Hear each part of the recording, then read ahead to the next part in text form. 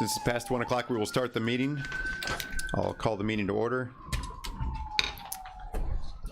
We'll do a roll call. Mr. Miller? Here. Mr. Lear? Present. Ms. Weber? Present. Ms. Peters? Present. Mr. Smith? Present. We have a quorum. Great, thank you. All right. Item number 3 on the agenda, public comment. Mr. John Howard, will you come forward? 13851 East Central Hopkins Park. Good afternoon. My name is John Howard. How you doing?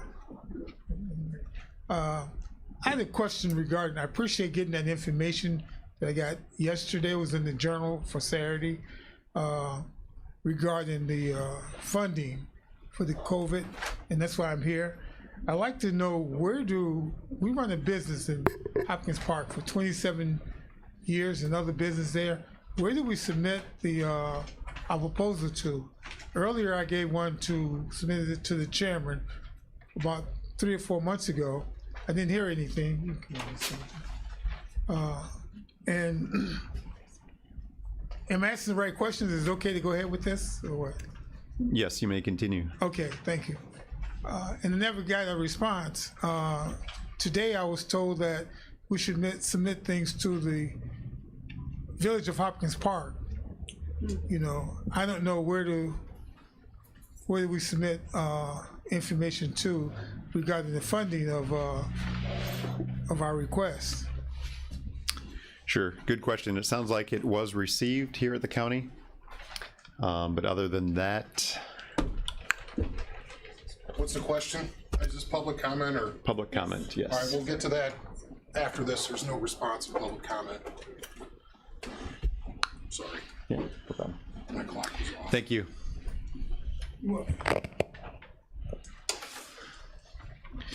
There's no other public comment? Right. So the public input is if people have project ideas. Okay. Okay, so I hate to be like a stickler, but I can address that comment now. Does that make sense? Sure. Because I'll explain a little bit. I'm sorry I was late. I was taking care of something upstairs. We split up public comment and public input into 2 different areas because of the there's only 15 minutes for public comment. And so instead of just making motions to continue and continue and continue, we put public input next because that can be open-ended for if it ever happens. So there's a procedural reason that exists that way. So sorry about that, but I had to make sure that everybody knew that because that would disrupt the meetings and really waste a lot of time to keep voting to approve extending public comment if there was a lot of people here. So, and to your question, to the question that was posed, all projects that have been submitted have been used to populate what committees may be seeing. So they've been received. We haven't determined the information needed for each one of these. The county has taken no action to spend any money on any funds. First and foremost is we had to understand the rules first because there was a lot of requests that we get, and some of them are legitimate uses of the money. Other ones are not legitimate uses of the money and would have to be paid back if the county spent money in that direction. So in the packets that were sent out, apologize, I want to make sure I get the right one here in front of me. Just a second here. So when we look at these different requests, they were all put in the packets appropriate to that committee. So you could, as board members, could start to look at those and analyze those and start get as they say, the juices flowing on. These are the types of things that we're seeing in any particular area. You know, like the courts was previously, like what are the courts asking for? Anybody associated with the courthouse? We have to establish an overarching policy as county board members first. Like, what is the policy of this committee, workforce, that we're going to address some of these things? So that's the first thing in the process, and we'll get more down the road on that, but it is a process. There is going to be no immediate determinations on anything unless it is a time-sensitive ask. One we heard from, here's an example, eastern part of the county, the The effluent pumps apparently are down out at the wastewater system in Pembroke Township, Hopkins Park, and sewage is in the ditches. So there was an immediate request for us to address helping them fix those pumps. That would kind of get pulled out and maybe thrown over to finance. First, is this a legitimate use of the money? And then second of all, is this something that we want to help fund as far as the county? Or are we going to request that the municipality chips in as well? You see where I'm going with that? There's other things that may need to happen really quick, but we have to set policy first. Otherwise, you're not basing this on any type of acumen whatsoever. It's just throwing money around.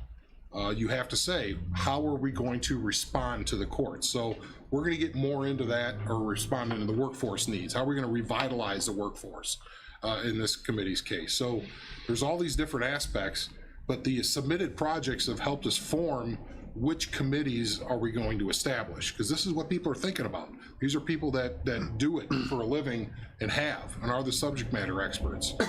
We may have specific knowledge in certain areas, but we have to look to other people to help inform us on what's relevant to their community, their business, their workforce, all of the above. And then look for overarching type connections to other municipalities and other projects going on to see if we can share in the focus and the financial commitment. So I hope that, to answer your question with a long answer, we're going to get into that more, but this is just the start of the process.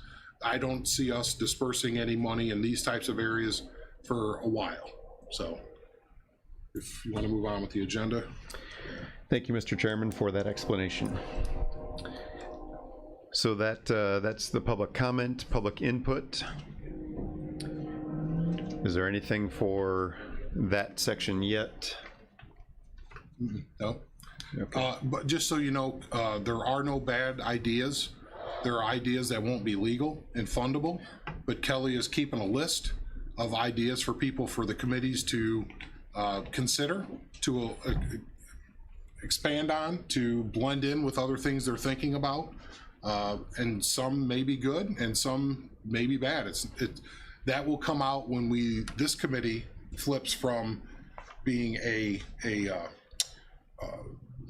executive committee subcommittee. It will just turn over to be the finance committee subcommittee, because you will have already been through this process and understand, okay, now we're being asked to fund and prioritize these. Does that make sense? So now you understand what's been going on in all of these different meetings. You got to rank and prioritize and then determine funding for all of those, or initiate the process to determine the funding if it requires infrastructure. So completely open and transparent process, but it's not just like, hey, here's a check. That's not going to happen. So. All right. Moving forward, item number 5, approval of minutes. We have no previous meeting minutes since this is our first.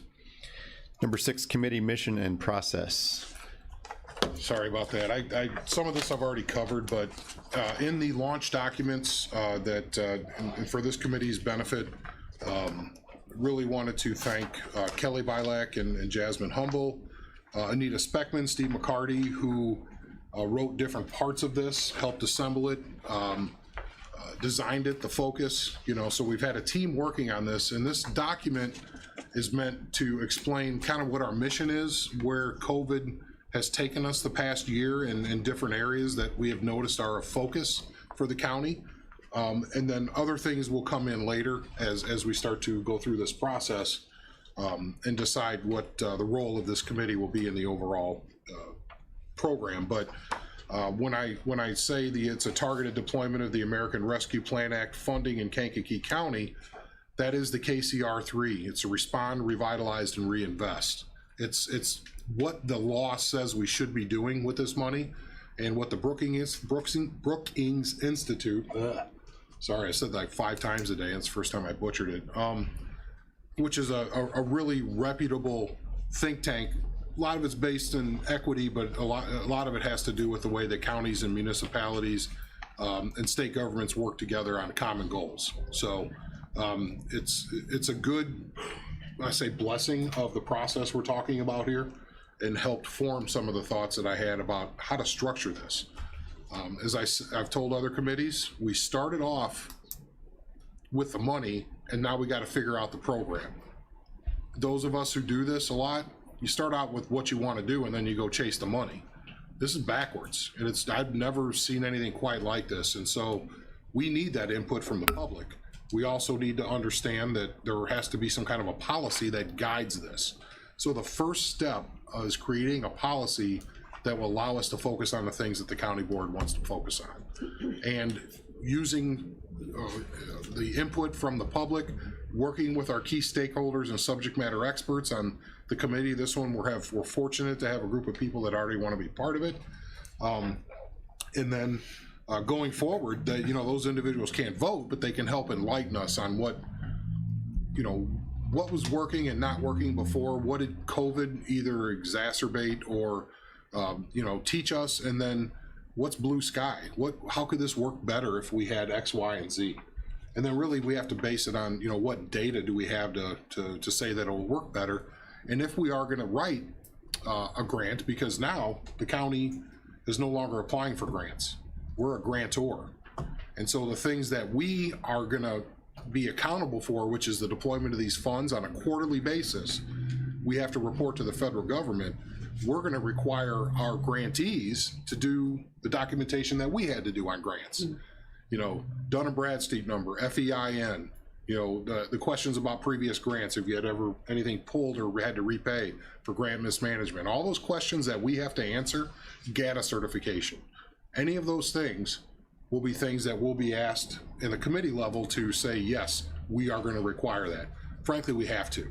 We have no choice because unfortunately, well, not unfortunately, just in reality, if we have to pay this money back to the federal government because one of our grantees misspent the money, that's on us. And we have to use taxpayer levy resources to do it. That will not happen in this process. I'm just telling you, it's just not. And so we have to set up internal controls and checks and balances on money that we send out, especially on the programmatic side. If there's somebody that has a program that says we want to achieve X, Y, and Z, well, we're going to have to write our NOFO, which is the basic grant opportunity, to say Kankakee County wishes to engage with a local partner to do X, Y, and Z, and here's our deliverables on X, Y, and Z. And just like all the other grants that we have to deal with from the workforce board and everything else. So I hope that makes sense. This is a very formal and official process where the requests are going to have to fit through the funnel. And if they don't, there may be parts of them that do, parts of them that don't. They may have to partner with another entity that has all of the requirements that we require to do that. And then there may be other programs where we say, you know what, let's just do a capped fund for the work, like in this case, workforce revitalization. Let's have a capped fund for people to apply for money out of that fund for budgeting sake. That's just a what if. Maybe more applicable for businesses and not workforce. But we'll talk about that as we go through. So, so the overall mission statement within here, I just wanted to read this aloud because it kind of explains a lot. It's page 3 of the KCR 3 kind of launch document. The Kankakee County Respond, Revitalize, and Reinvest funds will be allocated for qualified businesses, not-for-profit entities. Projects are direct to individuals based on ARPA rules. Location, need, impact, and equity. Considering municipalities receive their own allocations, the county will focus on the rural areas of the county infrastructure, and areas within the county lacking the resources and/or infrastructure to mitigate current and potential future pathogen or emergency-related issues. The overarching principles that will guide the process and deployment of funds will consider the following. And before I say this, there's an asterisk there.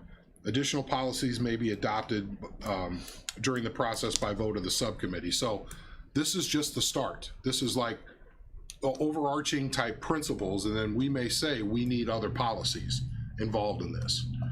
So this is so we can hit the ground running. This allows us to say, does this fit into a certain area? Does this fit into what we want to do? Mr. Lear, did you have a question? Thank you, Mr. Chairman. Right away, I'm going to ask a question because this subcommittee dealing with the workforce, where would we put things like the Workforce Board or the Area Career Center in the listing here of those that would receive funds?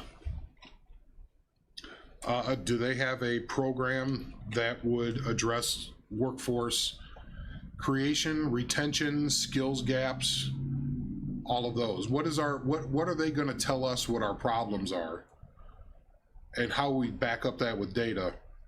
So this right here is just how we really want to help to spend the money in certain areas. Now, after we adopt a policy, do the programs that people are pitching to us fit into the policy?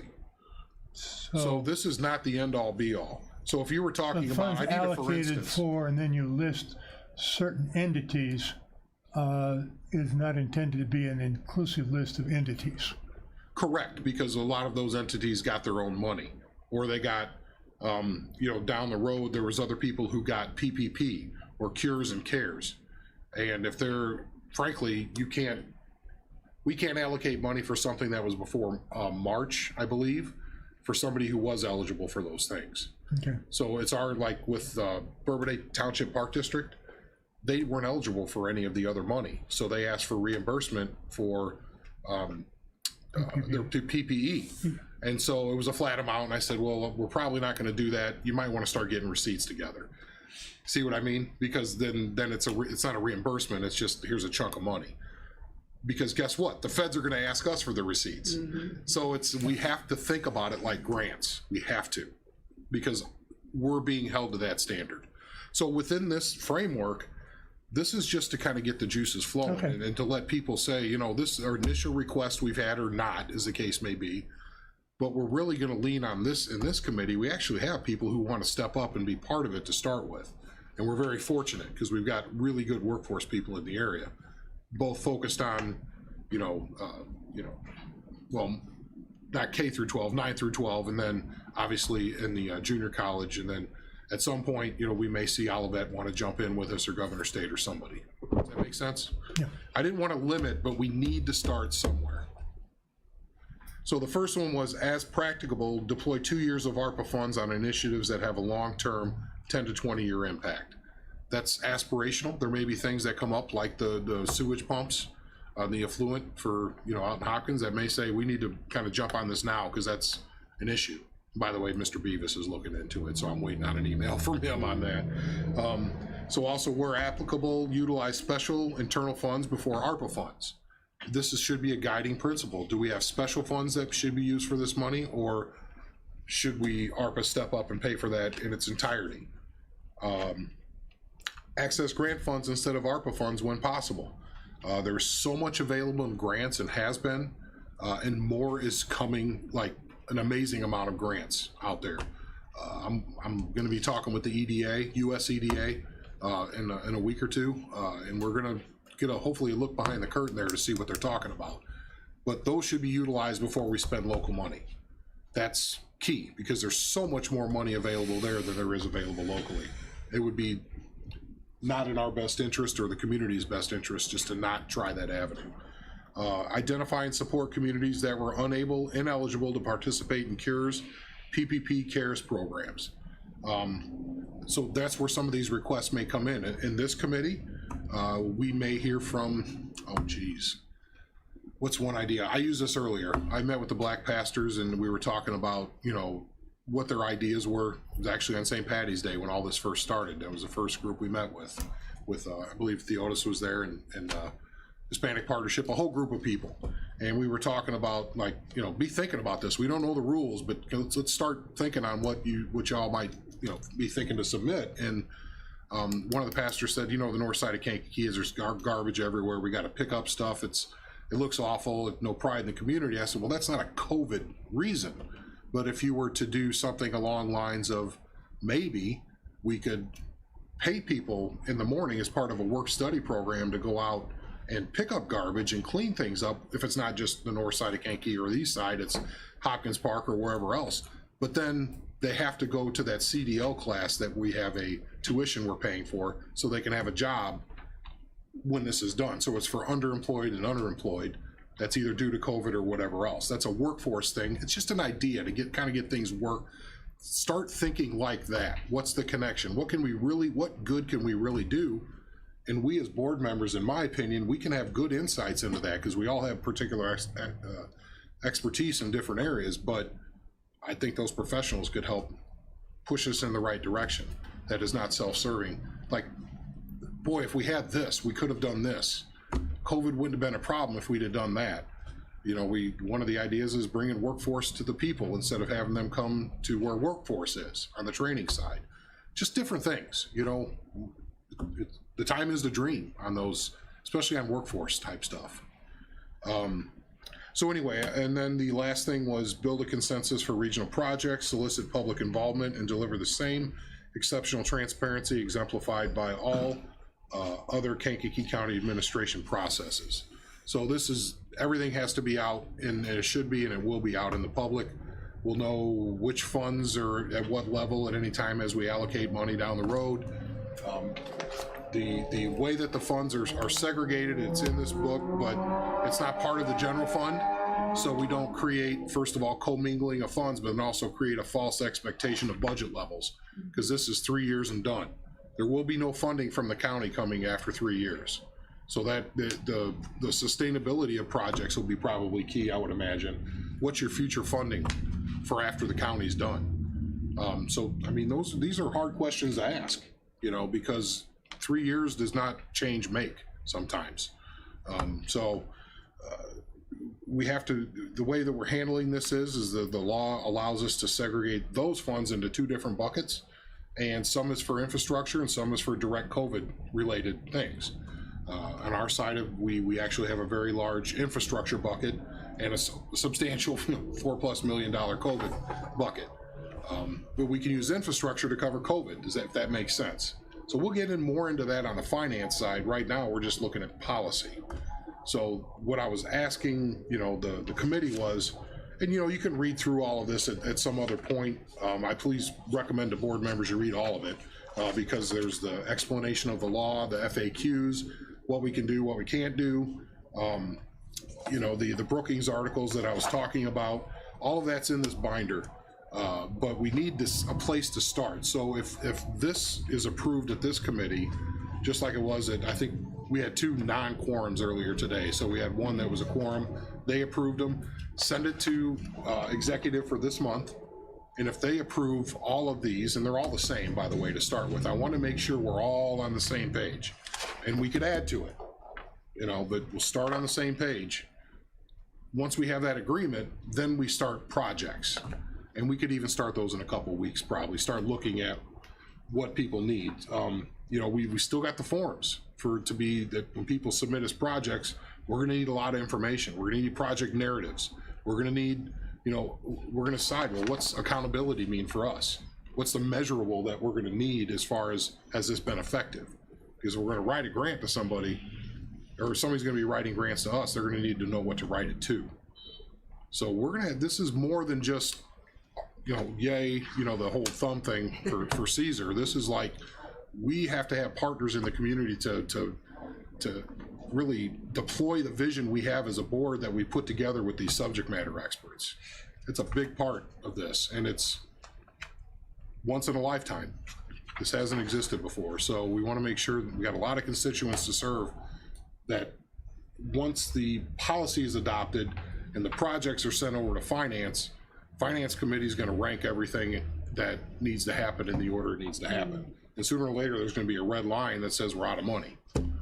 So, and then maybe a year later, the best idea ever comes in, and then we reshuffle the deck because, wow, that's where we want to go. That's not, we should have been thinking about that all along. I don't know that that's the case, but that flexibility allows to be in this process. 3 years.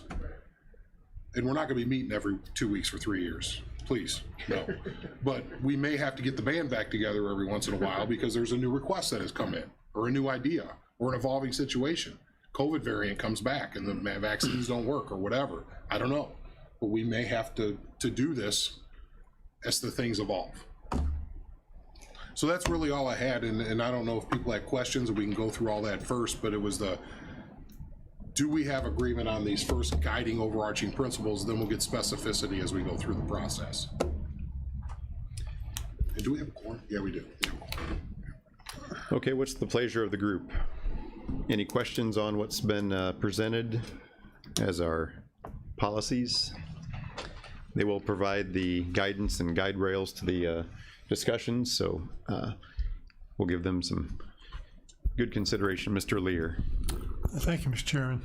I'm still wondering if we need to have, it doesn't really fit in the mission statement, but some recognition that this listing of funds will be allocated for, and then the fact that we've listed really 4 specific places where funds are going to be allocated, and yet our intention is that that not be an exclusive listing.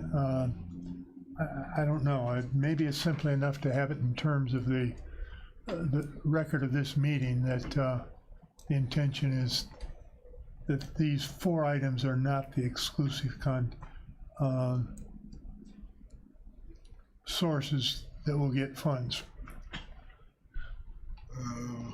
You're talking about well, we're only talking about the policy. We're not talking about the other part.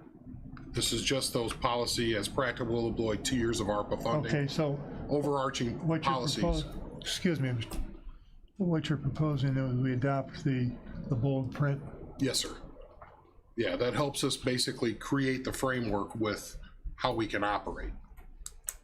I could have just like set it up that way, but I thought it was something that everybody should say, yeah, this is the starting point for us, and then we build it as we go. Because each committee could be different and have different policies.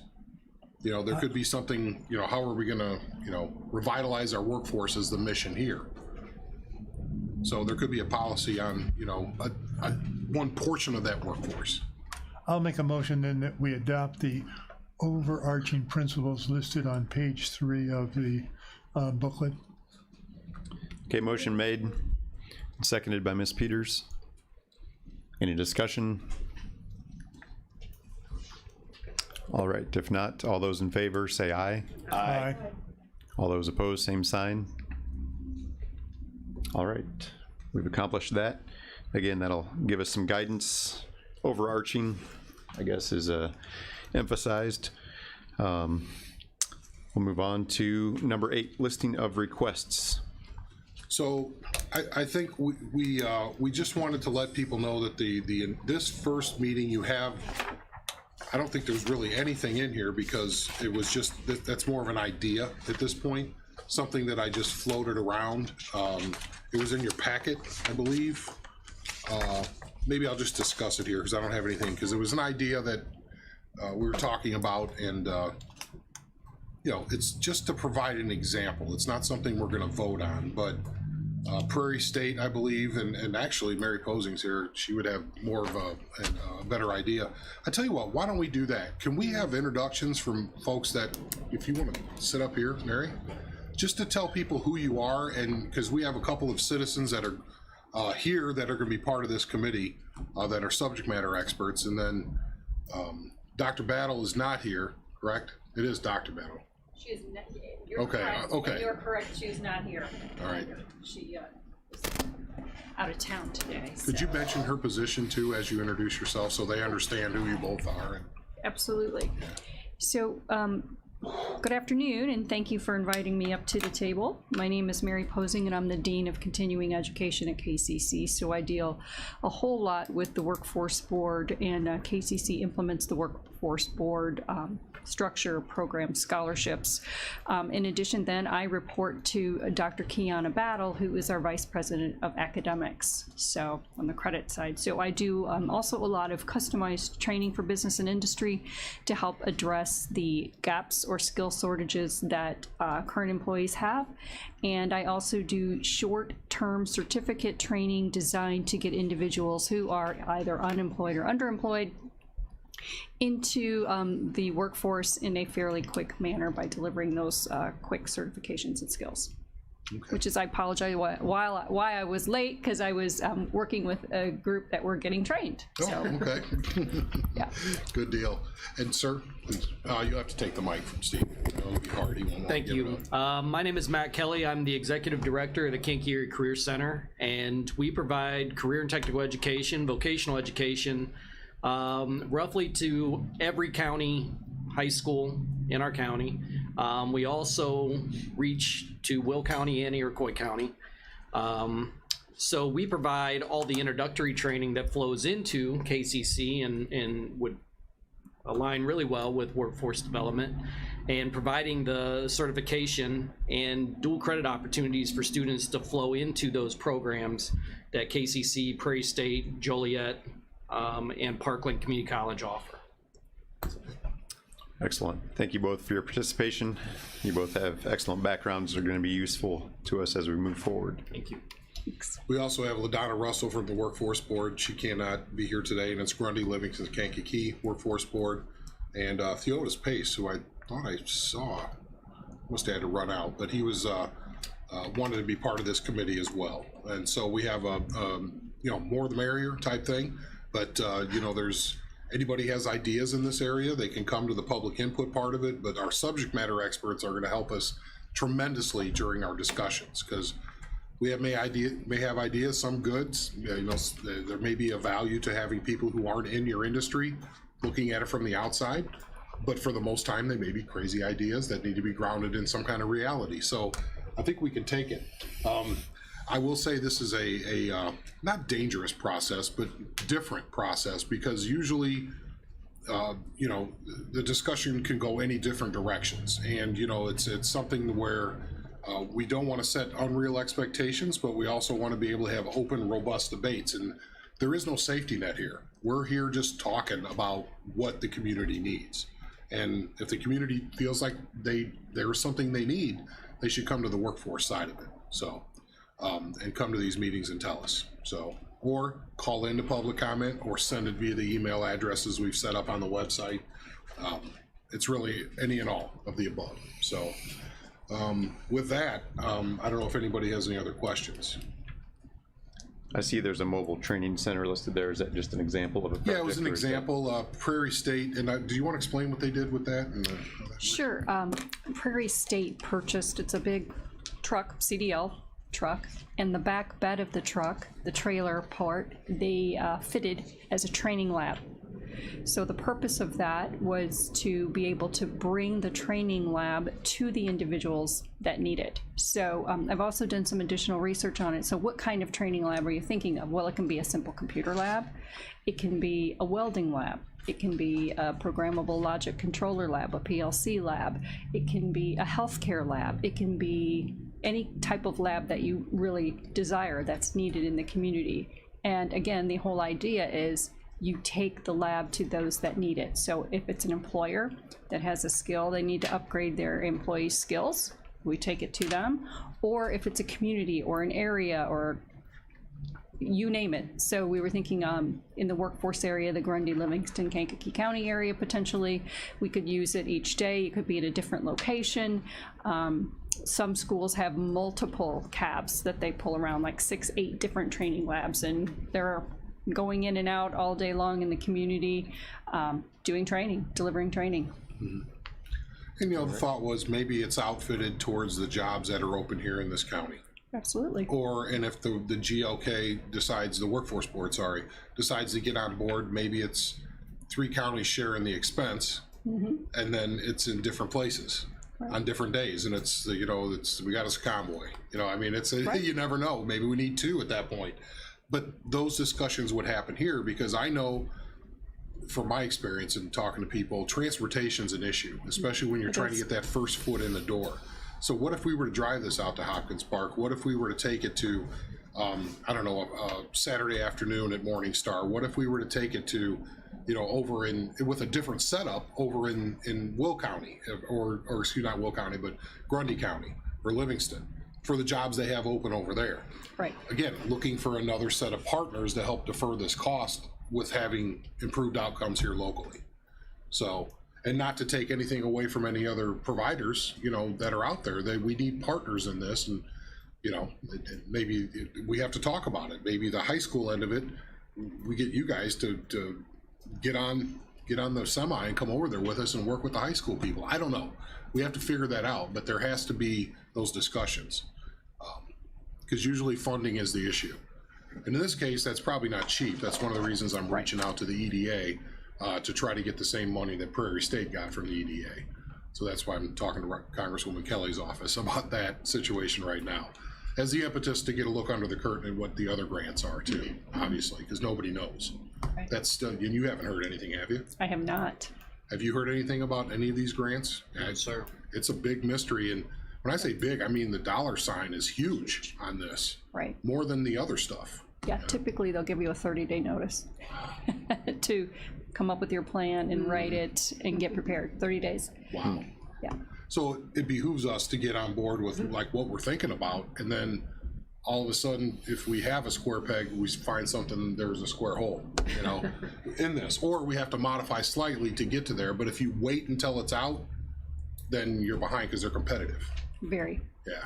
So we may have to do some heavy lifting in a short amount of time to get to a point of, you know, what do we think we need, you know, so.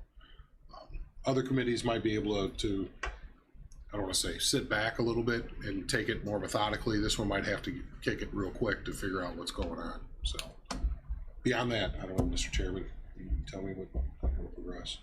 Sounds good. Anything else under that listing of requests item on the agenda?